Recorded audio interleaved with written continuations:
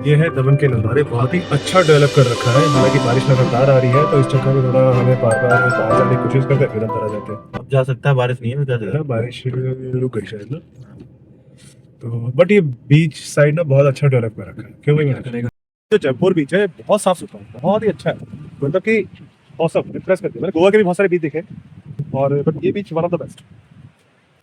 और ये अभी डेवलप ही हो रहा है क्योंकि जो देवका बीच वाली साइड है ना, अभी भी काम चल रहा है। तो वही हाईली इंप्रेस बाय दिस बीच।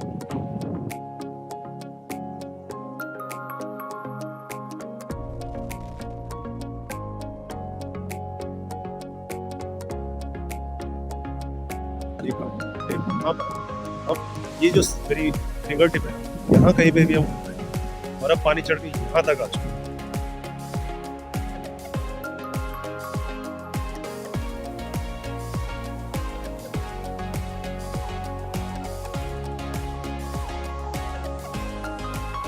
ये जो चीज आपके सामने होते नजर आती है ना, ये बहुत ही शानदार है। मतलब हार्डली हमें 2 घंटे हुए, 2 घंटे में ही ये ऐसा होता है। और अब इसका इस नदी का पानी, क्या नाम था इस नदी का? दमन गंगा। हाँ, दमन गंगा इसका नाम है। मैं पहले नाम भूल रहा था। अभी हम उस साइड में बैठ के जो कोल्ड ड्रिंक पी रहे थे वो वहाँ की बात है। और तब बहुत ज्यादा मतलब वो कम पानी था इसमें। जो 2 पार्ट में डिवाइड है, तो उसको 2 पार्ट में डिवाइड। बहुत गहरा पानी था और इस वक्त बिल्कुल ये ऊपर तक आ गया पानी। और हम सोच रहे थे कि जो प्लेटफॉर्म्स बना रखे हैं किस लिए बना रखे हैं। अभी इसका यूज नजर आ रहा है कि वहाँ फेरी खड़ी होती होगी, वहाँ एक प्लेटफॉर्म है। यहाँ इस प्लेटफॉर्म में फेरी खड़ी होती होगी और फिर वहाँ से गाड़ियाँ वाड़ियाँ उस पर चढ़ जाती होगी। थोड़ी देर पहले बिल्कुल समझ नहीं आ रहा था कि इस प्लेटफॉर्म का क्या यूज है, बट अब सब यूजफुल नजर आ रहा है। पानी आ जाता है उसमें एग्जैक्ट। तो अब ये शिप्स यहाँ खड़े हैं तो इनका लॉजिक अब समझ में आ रहा है कि हाँ, ये जो शिप है ये आसानी से पानी में जा सकते हैं क्योंकि इतना लेवल बढ़ जाता है यहाँ पे पानी का। तो बहुत ही सही है। तो ये जो पुराना शहर है जिसको मोती टाउन कहते हैं, इसके परकोटे के चारों तरफ चक्कर काट रहे हैं। इनफैक्ट हमने उसी ब्रिज से आए थे, वहाँ पे एक ब्रिज है, उस ब्रिज से आए थे। और राजीव गांधी सेतु है उनमें, राजीव गांधी सेतु जिसका नाम है, गाड़ियाँ उधर से जाती। तो वहीं से होते हमने पूरा ये क्रॉस कर लिया। और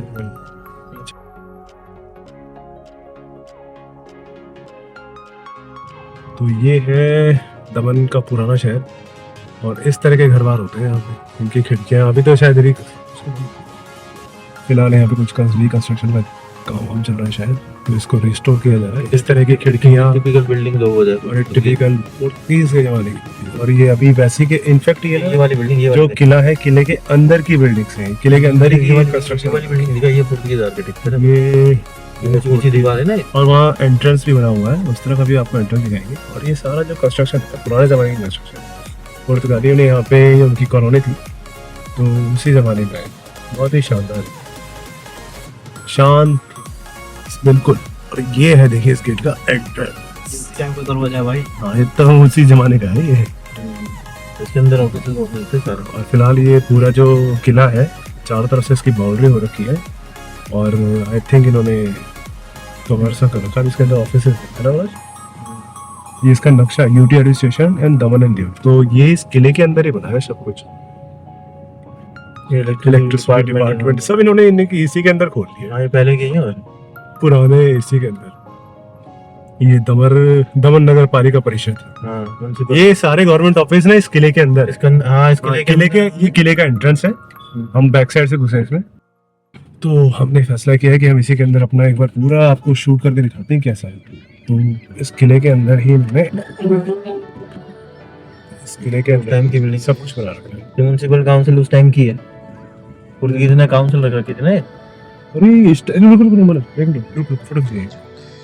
उस टाइप से जैसे आज की तारीख में कम्युनिटी सेंटर होता है ना, तो इलेक्टेड मेंबर्स होते हैं, वो डिसीजन देते हैं, मतलब ना पॉलिसी मेकिंग के लिए जो बाउंड्री के अंदर म्युनिसिपल काउंसिल। तो भाई ये हमें एक बड़ी शानदार जगह, ये जम्पर फोर्ट है। जम्पर फोर्ट के अंदर काफ़ी ज़्यादा गवर्नमेंट ऑफिस हैं। उनमें से ये एक गवर्नमेंट ऑफिस है जो कि है दमन म्युनिसिपल कॉर्पोरेशन काउंसिल। और ये काउंसिल आज का नहीं है, इसमें अब आप एक डेट देखिए, शायद ये पोर्तुगीज में भी लिखा हुआ है नीचे, सेनाडो पब्लिको नोब्रेल लिल प्रोविजन दे 1581।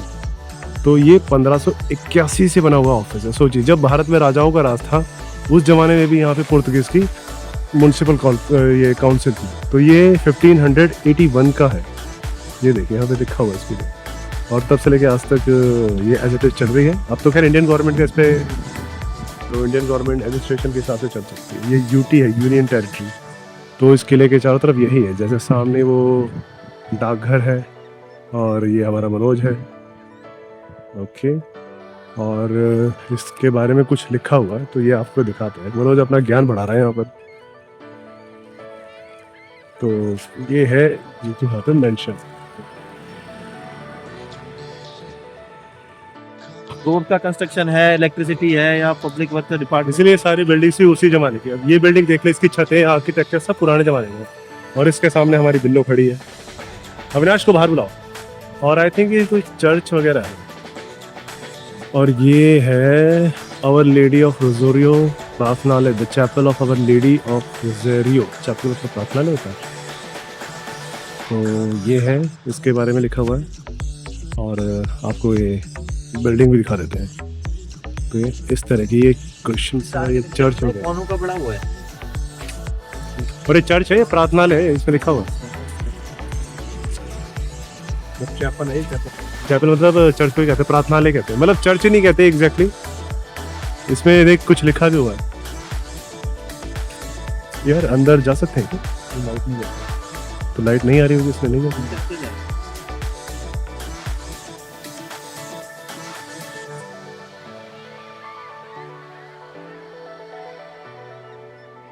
दमन के पुराना शहर तो देखने में बहुत ही जानदार और शानदार है।